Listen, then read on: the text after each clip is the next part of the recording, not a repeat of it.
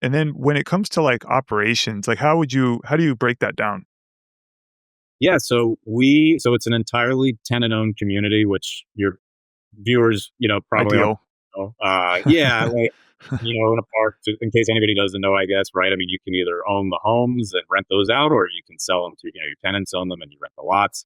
So, our park is 100% tenant owned. That was another reason I was willing to sort of go a little further than my backyard. So we wound up hiring a third party property manager. Now we're probably in touch with them every other day, um, working on something. But the biggest sort of, I mean, really the biggest, I'm not going to call it a lift, but like what we've had to do as far as like asset management with them was like, we first took over the park. We got everyone repapered on new leases, except for maybe like one or two who were having like some, according to the previous rent roll, maybe some collections issues.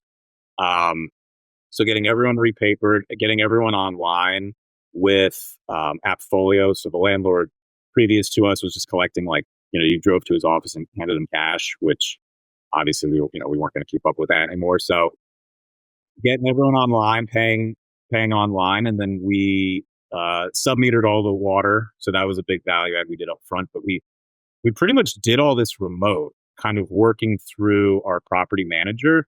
And I wound up having to really take the horns on kind of a lot because our property manager is actually really good.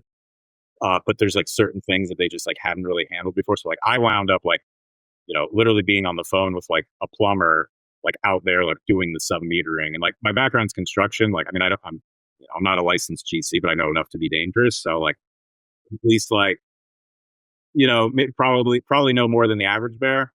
So I mean, to answer your question a long way, like it's all been kind of remote. Even like an eviction we had to handle again, like through our property manager. So, I mean, we've only been up once since we purchased it. And, I guess quick disclaimer on that for anybody listening, it's kind of a unique park in that way because like we're able to do it a little more hands off, but your average mobile home park is not going to hands off. You can Yeah. second that. If you're buying like an all POH community and it's hairy and there's all sorts of issues, like there's no way. Like you have to be there.